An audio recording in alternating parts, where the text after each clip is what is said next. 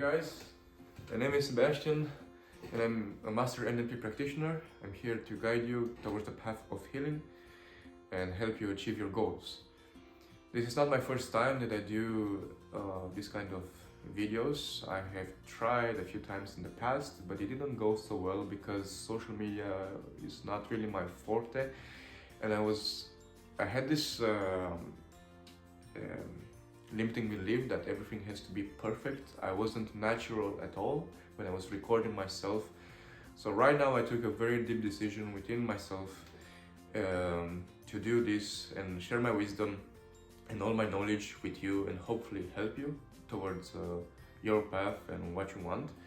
As you can see, I actually did a really nice setup here for this kind of things, and I hope you're going to enjoy it and hopefully learn something from what I'm going to share with you today. The topic of this video is specifically anxiety, and I want to talk about how I overcome it and how you can overcome it from the tools that I used. In its definition, most of the people don't know, but anxiety is a fear of a future event that didn't happen yet. So it can be in the moment, you know, when you say, I'm anxious, I feel anxious. It's something that you fear in the future. You're putting focus on what you don't want to happen. So what you need to do, what you need to program yourself to do, is to put focus on what you want to happen, which of course is not easy, at least in the beginning, but you'll get there. I did it. And you know, when I was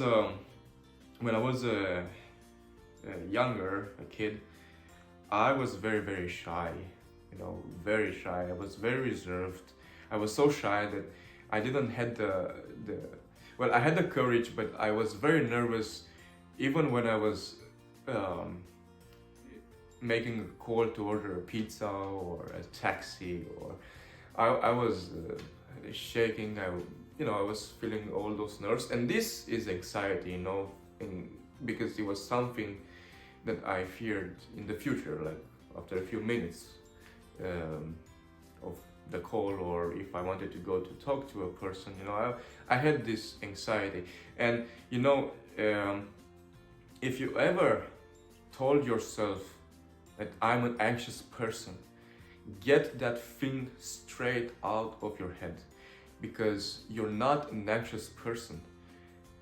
You are very good probably at producing or reproducing anxiety, but you're not an anxious person. Nobody's born an anxious person. It's just like if I would say I'm an angry person, or I'm a sad person, or I'm a happy person, those are just moods and emotions that you feel and you're producing or reproducing, okay? But you're not that. You understand? Hopefully it makes sense. So, you know, right now, I'm actually the opposite that I was before. And, you know, as you can see, I'm a musician. I'm studying music. And one of the challenges that I had was to conquer my fears of stage performance. I had a really bad stage fright, you know, and that was one of my biggest challenges to overcome, and because I wanted to perform very well, you know, and I knew I could do it, but when I was going on stage, everything fell apart. I was performing at 50% of what I could, you know, and I didn't know what's actually going on and why am I like this. I was jealous of others that were controlling these nerves, and they were performing very well, and I was just there on a stage. My hand was shaking.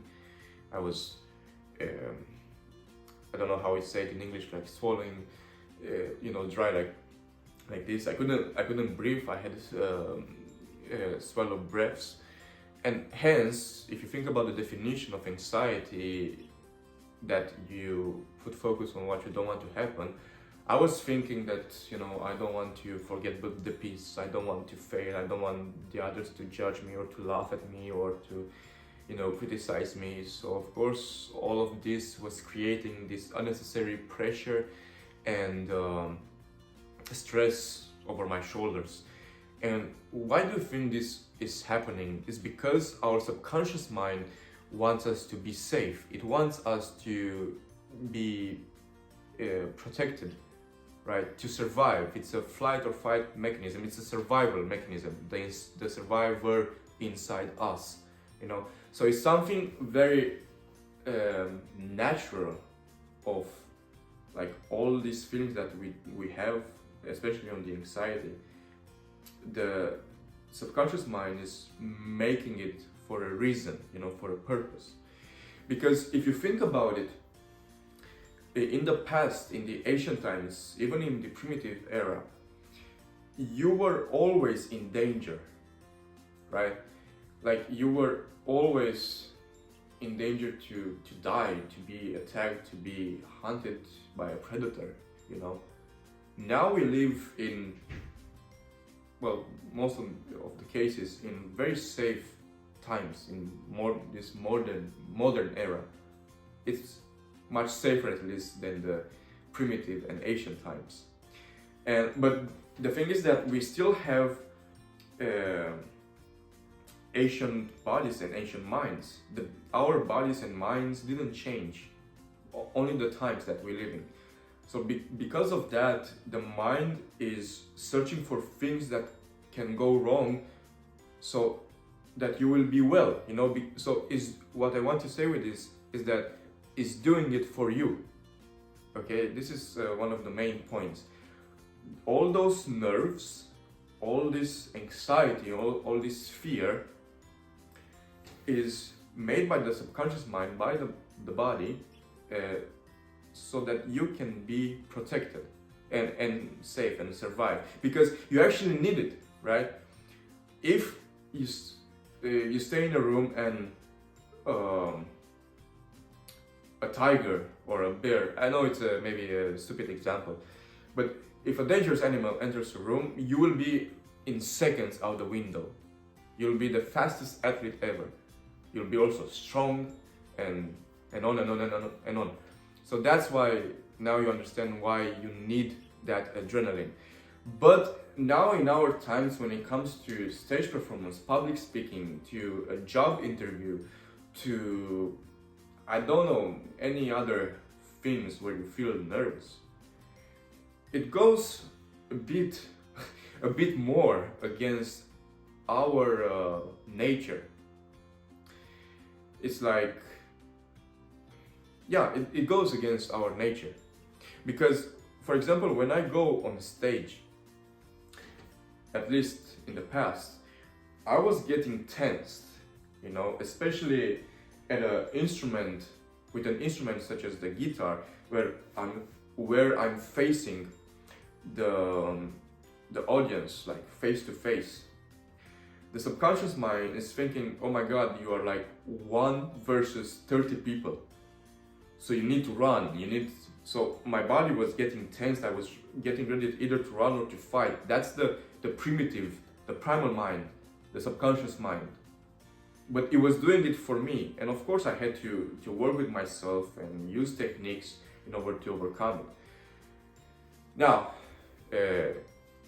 that you have an understanding of what's anxiety, what you need to remember is that, firstly, when you feel it, you put focus on what you don't want to happen, and what you need to do is to put focus on what you want to happen.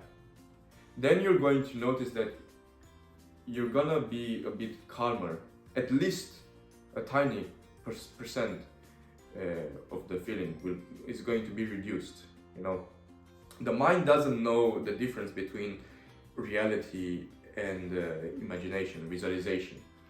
And before I will go to the technique, one of the techniques, because I'm not going to share all of them, but one specific that will work at least 99.9% of the cases.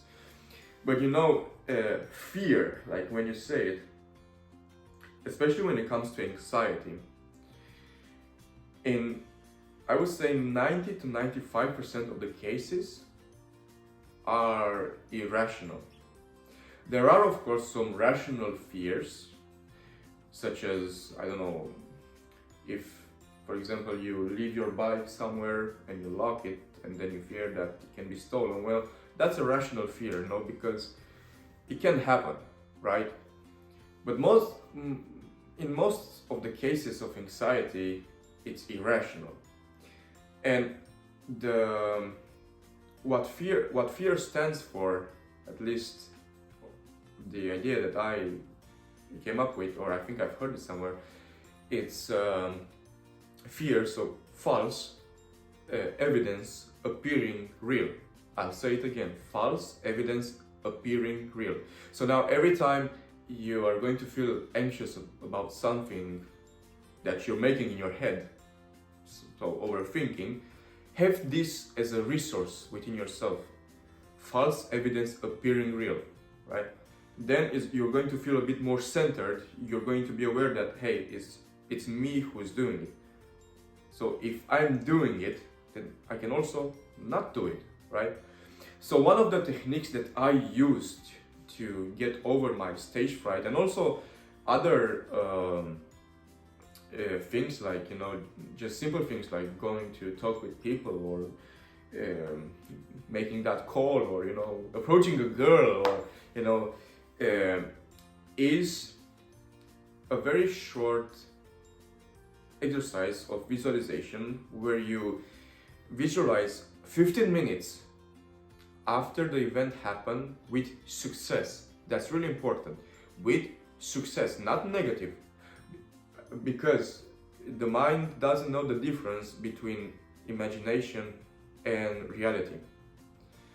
So when you go to that event, imagine yourself 15 minutes after the event happened with success, and see what you're going to see, what you're going to hear, and what you're going to feel. And once you have that image clear, take it to the extreme. So if, for example, if you see your friends coming and saying congratulations, you take that to the extreme and you see your friends screaming and hugging you and, you know, whatever. You got the idea? So that's at least one of the main techniques. And one small tip, this is for just gaining confidence, you know, step by step. When, for example, I was having this when I wanted to approach girls that I found attractive, and you know, you have those feelings of nervousness. The best thing to do is actually to take action right in that moment. So up until 3 seconds, I would say. So when you feel those, you just go and do it, even if it goes bad. And you know, it wasn't as bad as I thought it would be. Even if I got rejected, or if I got a positive answer, you know, from what I wanted. But I realized that it was all in my head. So when I started to do it more often and just taking action right in that moment when I was feeling nervous, I was progressing in my confidence, and now it just comes natural. So those are my tips for you today, and the techniques. Hopefully you are going to find this helpful, and I'll see you in the next video.